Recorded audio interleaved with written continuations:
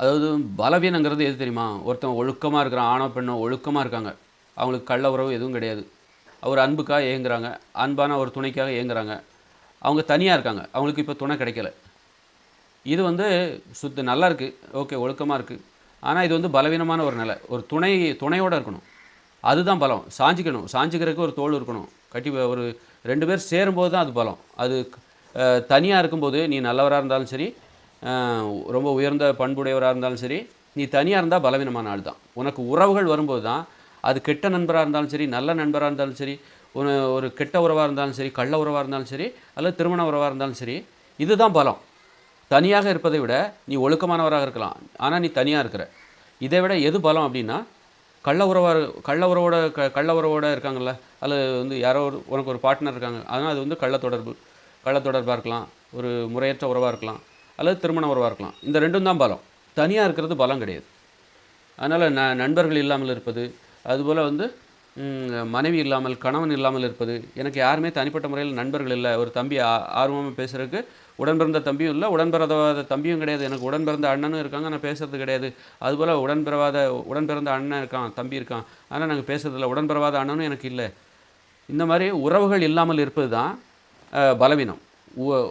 உறவுகள் இருக்கணும். அது நல்ல உறவாக இருந்தாலும் சரி, கள்ள உறவாக இருந்தாலும் சரி, தவறான உறவாக இருந்தாலும் சரி, அது பலத்தை தரும். அதே நேரத்தில் தவறான உறவை விட நல்ல உறவு இன்னும் அதிக பலத்தை தரும். இதில் எது பலவீனம்னா, எந்தவித உறவுமே இல்லாமல் நீங்கள் தனியாக நிற்கிறீங்க பாருங்கள், அதுதான் வந்து பலவீனம். அவங்களால வந்து ஒரு உறுதியாலாம் இருக்க முடியாது. ரொம்ப பலவீனமாக இருப்பாங்க, வீக்காக இருப்பாங்க. அதனால் யார் பலமானவர்கள், இதை விட யார் பலமானவர்கள்னா, நல்ல உறவோ தவறான உறவோ, தவறான நண்பர்கள், தவறான கணவன், தவறான ஒரு மனைவி, அல்லது கள்ளத்தொடர்பு, இவங்கெல்லாம் கூட பலமாக இருப்பாங்க. இதை விட பலமாக யார் இருப்பாங்கன்னா, நல்ல உறவு, ஒரு நேர்மையான உறவு, நல்ல நண்பர்கள், நேர்மையான ஒரு கணவன், நேர்மையான ஒரு மனைவி. இந்த உறவு இன்னும் பலம் வாய்ந்தது. அதனால் என்றைக்கும் தனியாக இருக்க ஆசைப்படக்கூடாது. ஒரு துணையோடு இருக்கணும். அந்த துணையிலையும் வந்து நல்ல உறவுகளை தேடி நம்ம போகணும். தனியாக இருப்பதை விட ஒரு ஒரு தவறான உறவு கூட மேலானது என்று தான் நான் சொல்லுவேன். ஆனால் தனியாக இருப்பது எதற்காக அப்படின்னா, நான் தனியாக இருக்கணும்னு நினச்சி தனியாக இருக்கிறது தான் தப்பு. நான் தனியாகவே இருக்க போகிறேன் அப்படின்னு நினச்சிட்டு ஒருத்தர் தனியாக இருக்காங்க பாருங்கள், அதுதான் தப்பே தவிர, இல்லை ஒரு நல்ல உறவை எதிர்பார்த்து நான் தனியாக இருக்கேன் அப்படின்னா, அந்த நோக்கத்திற்காக அந்த தனிமையை நாம் உயர்வாக கருத வேண்டும். அது கள்ள உறவை விட உயர்வானதாக இருக்கலாம். ஆனாலும் அது பலவீனம் தான். அந்த பலவீனத்தை போக்கணும்னா ஒரு நல்ல உறவை நான் எதிர்பார்க்குறேன். சாய்வதற்கு எது இருந்தாலும் பரவாயில்ல அப்படின்னு சொல்லிட்டு நான் ஒரு கள்ள உறவை எதிர்பார்க்கல.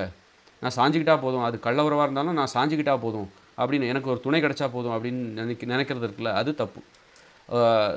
சாஞ்சிக்கணும், அதுக்கு ஒரு நல்ல உறவு தேவை. அதற்காக நான் தனிமையில் இருக்கிறேன் அப்படின்னா, அந்த தனிமைக்கு ஒரு அர்த்தம் இருக்குது. நான் தனிமையில் தான் இருக்க போகிறேன் அப்படின்னு நினச்சிட்டு வாழ்நாள் முழுவதும் தனிமையில் இருக்குதுல்ல, அது பலவீனமான ஒரு நிலைமை. அதை நம்பவும் கூடாது. எந்த நேரத்தில் வேணாலும் ரொம்ப வீக்காக இருக்கும் அது.